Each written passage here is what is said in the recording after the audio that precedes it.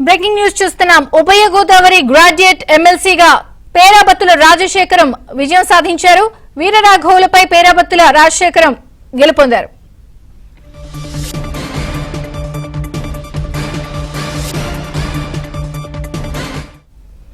ఉభయ గోదావరి గ్రాడ్యుయేట్ ఎమ్మెల్సీగా పేరాబత్తుల రాజశేఖరం విజయం సాధించారు. మరింత సమాచారం మా ప్రతినిధి రాంబాబు అందిస్తారు. రాంబాబు, విజయ్ చంద్ర గా ఉమ్మడి ఉభయ గోదావరి జిల్లాల పట్టభద్రుల గ్రాడ్యుయేట్ ఎంఎస్సీ సంబంధించి టీడీపీ కూటమి అభ్యర్థి పేరాబత్తుల రాజశేఖరం గెలుపొందారు. ప్రధానంగా అయితే ఈ గెలుపు సంబంధించి ఇంకా అధికారికంగా ప్రకటించాల్సి ఉంటుంది. దానితో ఇంకా మరో రౌండ్ కౌంటింగ్ అయితే జరుగుతుంది. ప్రస్తుతానికి అయితే ఏడు రౌండ్ల కౌంటింగ్ జరిగింది. ఈ 7 రౌండ్ కౌంటింగ్ లోనే ఆయనకు 1,12,000 ఓట్లు అయితే వచ్చాయి. వాస్తవంగా ఆయన గెలుపొందడానికి 1,05,000 ఓట్లు అయితే సరిపోతాయి. కానీ అంతకు మించి దాదాపు 7,000 ఓట్ల మెజార్టీ వచ్చింది. దాంతో 7వ రౌండ్లోనే ఆయన విజయం సాధించినట్టు మనం భావించాల్సి ఉంటుంది. అదేవిధంగా ప్రస్తుతం 8వ రౌండ్ కూడా కొనసాగుతుంది. 8వ రౌండ్ ముగిసేసరికి మరో 10,000 నుంచి 12,000 వరకు ఓట్లు వచ్చే అవకాశం ఉంది. ఈ లెక్కలను చూస్తే పేరాబత్తుల రాజశేఖర్ దాదాపు 1,20,000 నుంచి 1,22,000 వరకు ఓట్లు వస్తాయని చెప్పేసి అంచనా వేస్తున్నారు. అంటే ఆయన విజయానికి కావాల్సిన ఓట్ల కన్నా దాదాపు 17,000 నుంచి 20,000 ఓట్ల వరకు అధికంగా వచ్చే అవకాశం ఉంది. అదేవిధంగా ఆయన ప్రధాన ప్రత్యర్థి ఎవరైతే ఉన్నారో పీడీఎఫ్ అభ్యర్థి దిట్ల వీరరాఘవులు, ఆయనకైతే దాదాపు 45,000 నుంచి 50,000 ఓట్లు వచ్చాయి.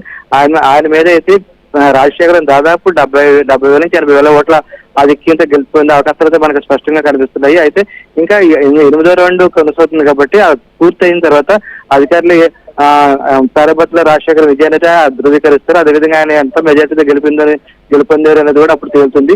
ప్రస్తుతానికి అయితే ఆయన మ్యాజిక్ గా దాంతో విజయం సాధించినట్టుగా భావిస్తున్నారు.